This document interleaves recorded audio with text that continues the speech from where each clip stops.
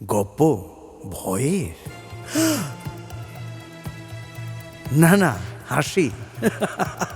চমক থাকবে তো। আচ্ছা, একটু স্যাড হবে নাকি? আরে টপিক যাই হোক, এই আসরে সব গপ্পই হবে জমজমাটি। নানা স্বাদের গপ্প শুনতে আসতে হবে আমাদের আসরে। আসরে গপ্প। তাহলে আজকের গপ্পটা কি? আরে বাবা, দেখছেন কিরকম বাজ পড়ছে? আজ আপনারা শুনবেন এই রকমই এক দুর্যোগপূর্ণ রাতের ঘটনা। আমাদের আসরে আজকের গপ্প এক দুর্যোগের রাতে। রচনা শিবরাম চক্রবর্তী। শুরু হচ্ছে আজকের গপ্প। বিদ্যুৎ চমকানিতে ভারী ভয় পায় মেয়েরা, বিশেষ করে পিসি জাতীয় মেয়েরা। যদি পূর্বজন্মের অভিজ্ঞতায় কিংবা স্কুলের টেক্সট বুক পড়েও এই কথাটা আমার জানা থাকতো, তাহলে গরমের ছুটিতে মুকুন্দপুরে কখনোই আমি মরতে যেতাম না। অজপাড়াগা মুকুন্দপুর, সাধারণত পিসিদেরই সেখানে বসবাস। বাবা বললেন, আরে যা, অনেক দিন ধরে লেখালেখি করছে তরু। তোকে কবে সেই ছোটবেলায় দেখেছে, দেখতে চায় একবার। তারই কোলে পিঠে তুই মানুষ তো। তাছাড়া তারিণীও খুব খুশি হবে।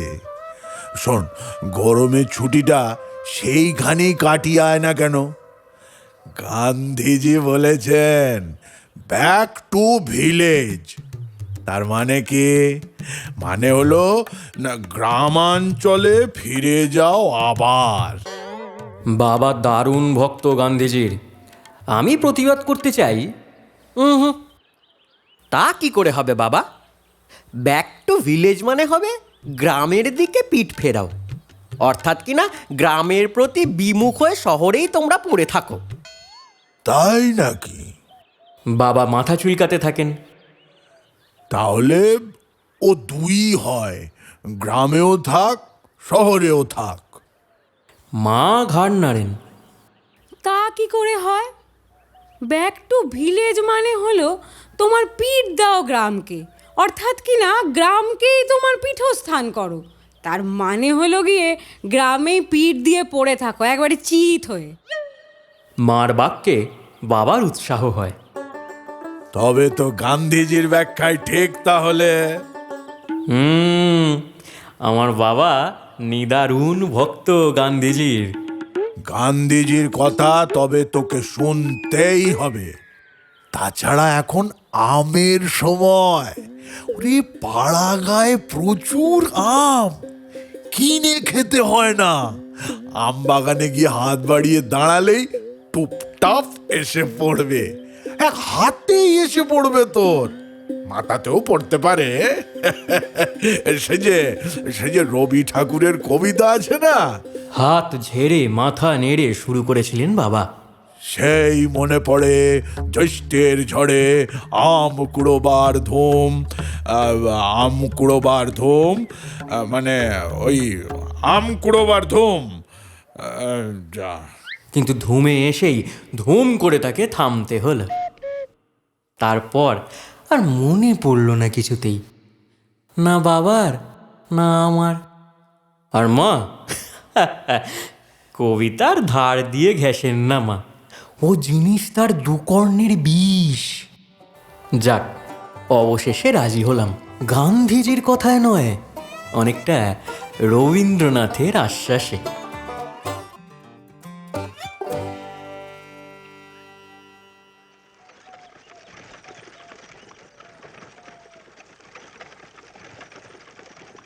আমের আশায় আমার মুকুন্দপুর আসা। এসেই দেখলাম পিসিরা খুব ভ্রাতস্পুত্র বৎসল হয়, বিশেষ করে পিস্তুত ভাই বোন যদি না গজিয়ে থাকে। আমার আদর যত্নের আর অবধি রইল না। মার কাছেও কখনো এত ভালোবাসা পাইনি। মনে মনেই আমি এর একটা ব্যাকরণ সঙ্গত সূত্র বার করি। মা মানে মা হচ্ছেন শুধুই মা, সীমার মধ্যে তিনি সীমিত, কিন্তু পিসিমা, তার পরিসীমা কোথায়? হ্যাঁ, যে কথা বলছিলাম, বিদ্যুতের সঙ্গে মেয়েদের ঘনিষ্ঠ সম্বন্ধ হয়তো আছে, কিংবা কিছু বৈদ্যুতিক অংশ তাদের মধ্যে থেকে পাওয়া অসম্ভব নয়। তা না হলে বিদ্যুৎ চমক শুরু হলে মেয়েরাও কেন চমকাতে থাকে? আমার মাকেও চমকাতে দেখেছি, বিনিকেও, কিন্তু পিসিমার মতো কাউকে নয়। একটা নেংটি ইঁদুরের সামনেও তিনি অকুতভয় অটল থাকবেন হয়তো, কিন্তু বিদ্যুৎ চমকালে পিসিমা তক্ষুনি খান খান হয়ে ভেঙে পড়েছেন, একেবারে টুকরো টুকরো হয়ে, পিস বাই পিস। সেই দুর্যোগের রাতের কথাটা চিরদিন আমার মনে থাকবে। ভাবলে এখনো হৃদকম্প হয়। ক্যালামিটি কখনো একা আসে না, খুব খাঁটি এই কথাটা। সেই রাত্রে তারিণীবাবুও বাড়ি নেই, সম্পর্কে তিনি আমার পিসেমশাই হন। পাশের গ্রামে গেছেন জমিদারের ছেলের অন্নপ্রাশন, তারই আমন্ত্রণ রক্ষা করতে। রাত্রে ফিরবেন কিনা কে জানে। বাড়িতে কেবল পিসিমা আর আমি, কাজেই খাওয়া দাওয়ার হাঙ্গামা চুকোতে বেশি দেরি হলো না। রাত 10টার মধ্যেই সব খতম। দরজা, জানলা, ছিটকিনি সমস্ত ভালো করে বন্ধ করবার পিসিমার হুকুম হয়ে গেল। আপত্তির সুরে আমি বলি, দরজায় তো খিল এঁটেছি, কিন্তু যা গরম পিসিমা, জানলাগুলো বন্ধ করলে তো মারা পড়তে হবে। গরমে লোকে মারা যায় না, চোরের হাতেই মারা যায়, ডাকাতের হাতেই মারা পড়ে। জানালা খোলা রাখলে চোর ডাকাত লাফিয়ে আসতে পারে, তা জানিস? তার ওপরে উনি আবার বাড়ি নেই, সামলাবে কি শুনি? যেন উনি বাড়ি থাকলেই সামলাতে পারতেন। আরে বাবা, পিষে হতে পারেন, কিন্তু চোর ডাকাত ধরে পিষে ফেলবেন এতখানি ক্ষমতা ওর নেই। আমার মন্তব্য আমি কিন্তু মনে মনেই উচ্চারণ করি। ততক্ষণে পিসিমা কোনো জানলার একটা খড়খড়িও ফাঁক রাখেননি। অন্ধকার ঘরে দারুণ গুমোটের মধ্যে ছটফট করতে করতে কখন একটু তন্দ্রার মতন এসেছে, এমন সময় কর কর কর কর করাত আমি আচমকা জেগে উঠি হঠাৎ। তক্ষুনি ঘরের অন্য কোণ থেকে পিসিমার আর্তনাদ শোনা যায়। মন্টু, ও মন্টু! পিসিমা, কি হলো পিসিমা? চৌকির তলায় সেদিয়ে যা, চটপট, দেরি করিস না। আমি উঠে বসি। চৌকির তলায় সে দেবো কেন? আরে চোট্ট লাফিয়ে এলো নাকি? কিন্তু দরজা জানলা তো বন্ধ, ঘর তেমনই ঘুটঘুট্টি। খড়খড়ি ফাঁক করে তার ভেতর দিয়ে কি গলে আসতে পারে চোর? অন্ধকারের মধ্যে কিংকর্তব্য বিমূঢ় হয়ে ভাবতে থাকি। ঢুকেছিস? না তো। ঢুকিসনি এখনো? সর্বনাশ করলি তুই, ঢুকে পড় চট করে। কেন, কি হয়েছে পিসিমা? শোনো কথা, এখনো বলে কি হয়েছে? আকাশে বিদ্যুৎ হানছে যে, বাজ পড়লো, শুনলি না? পিসিমা ক্ষেপে ওঠেন। এখন কি তর্ক করার সময়? বলছি না ঢুকে পড়তে। পিসিমার মুখের কথা মুখেই থেকে যায়। কর কর কর কর করাত, দুম দুম দুম দুম দুম। সঙ্গে সঙ্গে বিদ্যুতের ঝলক জানলার ফাঁকে ফাঁকে ঝলসে ওঠে। মরলো, মরলো ছেলেটা, আমাকেও বেঘরে মারলো। তরঙ্গিনী পিসিমা তরঙ্গিত হতে থাকেন। চাপা কান্নার শব্দ আসে কানে। কি করি? হামাগুড়ি দিয়ে সেদতে হয় চৌকির তলায়। ঢুকেছি পিসিমা, করুণ সুরে আমি জানাই। ঢুকেছিস? আহ, বাঁচালি। ঝড় বৃষ্টি বজ্রপাতের সময় কি বিছানায় থাকতে আছে? শুয়ে পড়িসনি তো চৌকির তলায়? না, হামাগুড়ি দিয়ে আছি। হামাগুড়ি দিয়ে? কি সর্বনাশ! বিদ্যুৎ চমকানোর সময় কি কেউ হামাগুড়ি দেয়? হাত পা গুটিয়ে আসন পিড়ি করে সোজা হয়ে বস। উদ্যমের সূত্রপাতেই কিন্তু সংঘর্ষ বাধে। কি করে বসবো বলো তো? আরে বাবা, চৌকি লাগছে যে মাথায়। ভারী বিপদ করলে এই সময় আবার চৌকি লাগছে মাথায়? পিসিমা চেঁচাতে থাকেন। এই কি মাথায় চৌকি লাগবার সময়? চৌকি মাথায় করে সোজা হয়ে বস। বাবা, মাথায় করা যায় না, বেজায় ভারী যে। পিসিমাকে আমি বোঝাতে চেষ্টা করি, পিসে মশাই আর আমি দুজনে হলে বোধহয় পারা যেত। সত্যি, মানে আমার একার পক্ষে এত বড় চৌকি মাথায় করা অসম্ভব। আরে দস্তুর মতোই অসম্ভব। আর কেবল মাথায় করা নয়, মাথায় করে বসে থাকা তার উপর। কি করছিস মন্টু? পিসিমা হাঁক পারেন। চৌকির তলাতেই আছি, হাত পা গুটিয়ে বসেছি, তবে সোজা হয়ে নয়, ঘাড় হেট করে। ঘাড় হেট করে? তবেই মারা গেলি। হ্যাঁ, এই সময় মাথা সোজা করে রাখার নিয়ম যে। চৌকির তলাতেই থাকতে হবে, কিন্তু মাথা উঁচু করে থাকা চাই। তোকে নিয়ে কি কি করি বলতো? একই দুর্যোগ। হ্যাঁ, চৌকি কাঁধে করার জন্য এখন তোর পিসে মশাইকে আমি কোথায় পাই? অকস্মাৎ বিদ্যুতের চমকে পিসিমার বাক্য বাধা পায়। সঙ্গে সঙ্গে ভয়ানক কড়কড় আওয়াজ, আর পিসিমার যার পড়া নাই আর্তনাদ। হায় মা কালী, হায় মা দুর্গা, কি বিপদই না ডেকে আনছে ছোটাটা। কি করি? হায় মা, মা বাঁচাও। আমিও মনে মনে বলি, হায় মা। দাঁতে ঠোঁট কামড়াই। কি করি এখন? ওদিকে পিসিমার চিৎকার, এদিকে 10 মণি চৌকি। ঐতিহাসিক ব্যক্তিও নই যে অসাধ্য সাধন করতে পারবো। আরে বাবা, গন্ধমাদন মাথায় করার মতন অসম্ভব কাজ কেবল ওরাই পারে। আমার কান্না আসে। আবার বিদ্যুৎ ঝলকানি আর বজ্রপাতের শব্দ। দেখলি দেখলি তো, ঘাড় হেট করে থাকায় কি সর্বনাশটা হচ্ছে। হ্যাঁ, নিজেও মরবি, আমাকেও মারবি তুই। হ্যাঁ, পুনরায় পিসিমার ফসফসানি শুরু হয়ে যায়। আমি চুপ করে থাকি। উঠোনে ঘটি বাটি পড়ে নেই তোরে? তাহলেই অক্কা পেয়েছি। পেতল কাঁসার বাসনে ভারী বিদ্যুৎ টানে। গিয়ে দেখে আসবো পিসিমা। এই তটস্থ দুরবস্থা থেকে যে কোনো পথে আমি পরিত্রাণ পেতে চাই, কিন্তু পিসিমা ঝাঁঝিয়ে ওঠেন। বাইরে যাবি তুই এই বিপদের মুখে? কি আক্কেল তোর, বল দেখি তো। তোর চেয়ে ঘটি বাটির দামটাই বেশি হলো আমার। একটু থেমেই আবার তার সেই প্রশ্নাঘাত। ঘাড় সোজা করলি? করেছিস? চৌকির তলায় থাকা এবং মাথা উঁচু করে থাকা যখন একযোগে সম্ভব নয়, তখন অগত্যা ওর আওতা বর্জন করে বেরিয়ে আসি।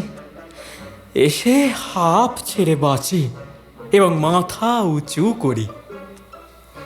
ও, ঘাটটা কি টনটনি না করছে। দারুণ গরমে চৌকির তলায় প্রাণ একেবারে গলায় এসে গেছিল। ঘাড় উঁচু করেই আছি এখন পিসিমা, অকপটেই বলি।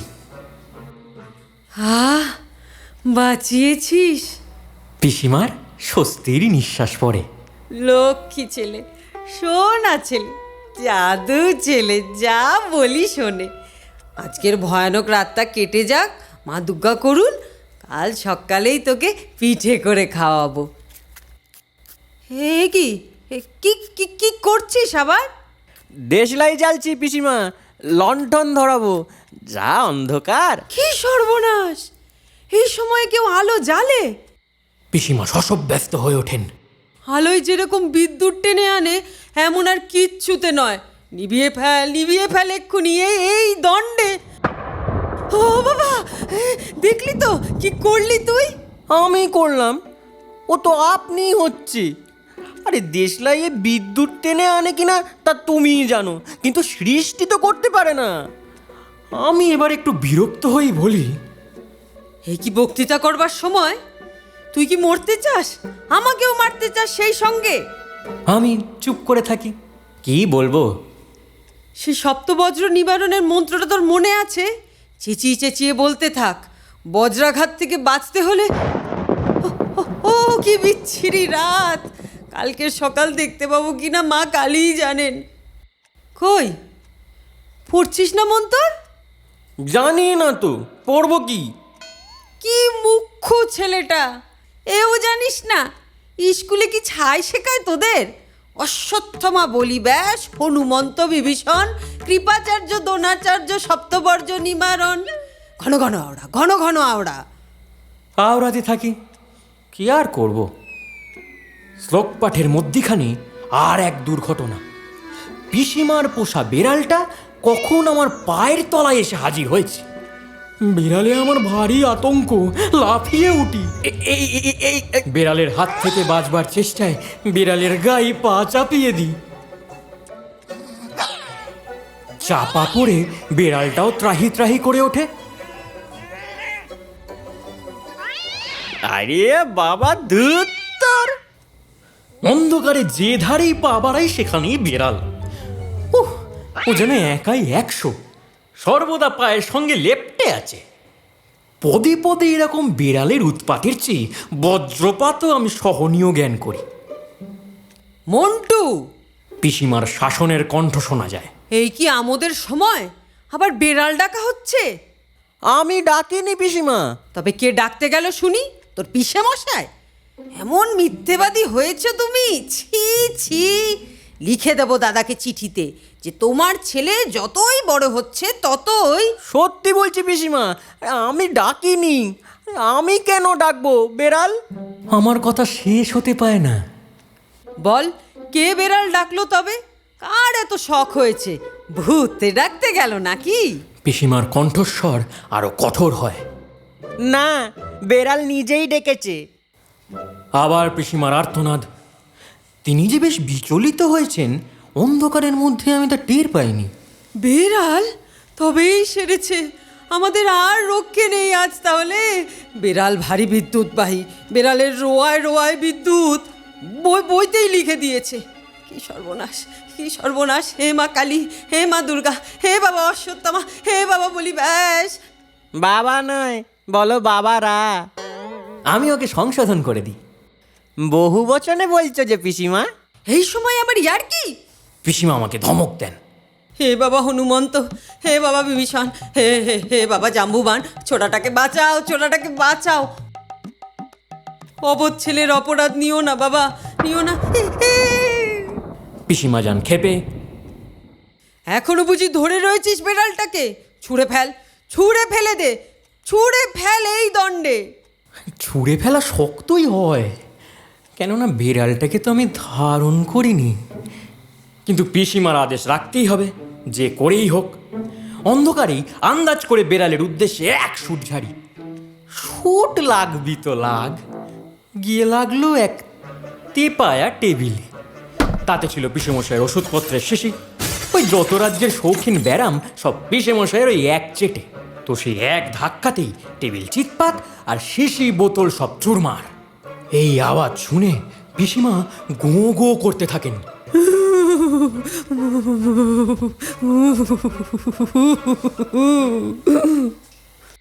অজ্ঞান হয়ে গেলেন কিনা এই ঘুটঘুটে অন্ধকারের মধ্যে তো বোঝবারও জো নেই। কিন্তু যখন জানলেন ঘরের মধ্যে বজ্রপাত হয়নি, নিতান্তই টেবিল পাত, তখন তার গোঙানি থামে, সামলেও ওঠেন আপনি। যাক, ভগবান খুব বাঁচিয়েছেন এবার। ওটাকে ঝেড়ে ফেলেছিস তো? বেশ করেছিস।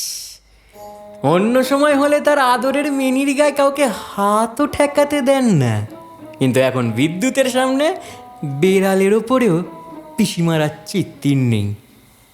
তুই এক কাজ কর মন্টু, ওই তেপায়াটার ওপর খাড়া হ। হ্যাঁ, খাড়া হ। কাঠের ভেতর দিয়ে বিদ্যুৎ চলাচল করে না তো। চেয়ার কিংবা টেবিলের ওপর দাঁড়ানোই এখন সব থেকে নিরাপদ, বুঝলি? হ্যাঁ, দাঁড়িয়েছিস?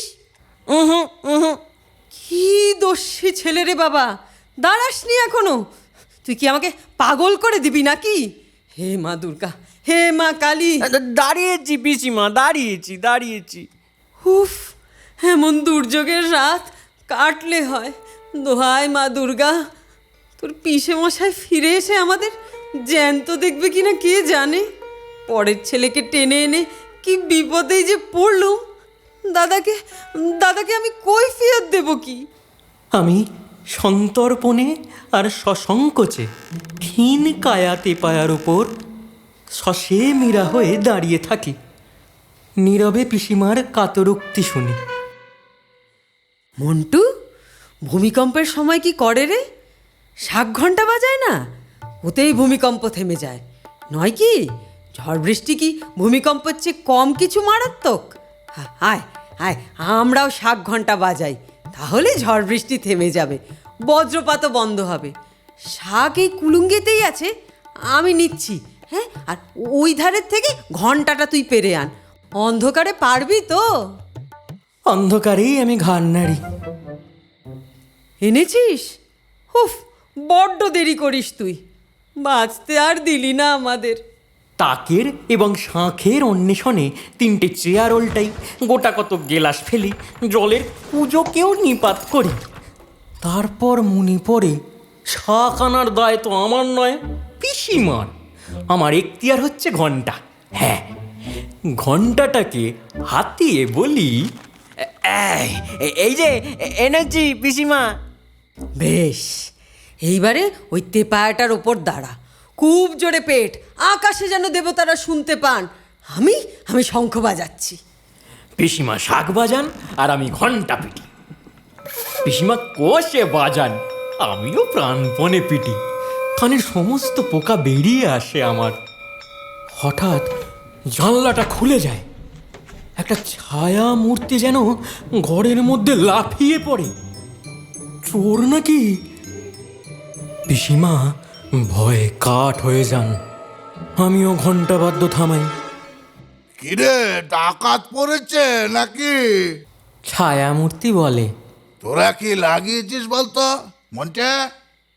এসব কি কাণ্ড রে তোদের? বিদ্যুৎ তারাচ্ছি পিসে মশাই। বিদ্যুৎ? আকাশে মেঘের চিহ্ন মাত্র নেই, বিনা মেঘেই বিদ্যুৎ? এমন খাসা চাঁদনি রাত, আর তোদের কাছে বজ্রপাত! বাইরে বাইরে চেয়ে দেখিনি একবার? তাই তো, বাইরে তাকিয়ে দেখি পরিষ্কার ধপধপে জ্যোৎস্না। আমিও পিসিমা দুজনেই দেখি। পিসিমা বলেন, তাহলে এতক্ষণ এই দুমদাম, বজ্রপাতের শব্দ, বিদ্যুতের ঝলকানি, এসব কিছুই না? ও, ওই আওয়াজ! পিসে মশাইয়ের অট্টহাস্য আরম্ভ হয়। আরে আরে বাবা, আরে বাবা, শোন শোন, জমিদারের ছেলের অন্নপ্রাশন কিনা? যত রাজ্যের বাজির অর্ডার দিয়েছিলেন, কলকাতার থেকে রাত 11টার ট্রেনে পৌঁছালো সেসব। বোমা, পটকা, তুবড়ি, উড়ন তুবড়ি, হাউড়ি, আরো আরো কত কি! আরে বাবা, ভোজের পর এতক্ষণ তো বাজি পোড়ানোই হচ্ছিল। আরে তারই ঝলক দেখেছো, তারই আওয়াজ শুনেছো তোমরা। পিসে মশাইয়ের হাসি আর থামতেই চায় না। আমি হাসবো নাকি কাঁদবো ভেবেই পাই না। ভোজও চোখে দেখলাম না, বাজিও চোখে দেখতে পেলাম না। মাঝখান থেকে ঘরের ভেতর যেন এক ভোজবাজি হয়ে গেল।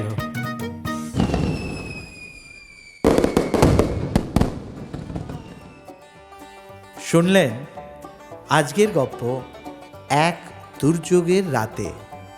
রচনা শিবরাম চক্রবর্তী।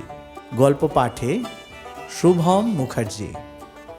বাবার চরিত্রে ডক্টর মনসিদ জানা, মায়ের চরিত্রে অদিতি ব্যানার্জি, পিসিমশায়ের চরিত্রে সুনয়ন মুখার্জি, পিসিমার চরিত্রে মৌমিতা চক্রবর্তী এবং একটি বেড়াল। পোস্টার ডিজাইন শুভজিৎ জানা, সোশ্যাল মিডিয়া পাবলিসিটি এবং স্ক্রিপ্টিং সৃজন সাহা। সমগ্র অডিও ডিপার্টমেন্ট সামলেছেন দেবজিৎ জানা। সামগ্রিক পরিকল্পনা, তত্ত্বাবধান এবং পরিচালনায় ডক্টর মনসিদ জানা। আমাদের আসর আবার জমবে আগামী শুক্রবার ঠিক রাত 9:30। শুনতে ভুলবেন না কিন্তু।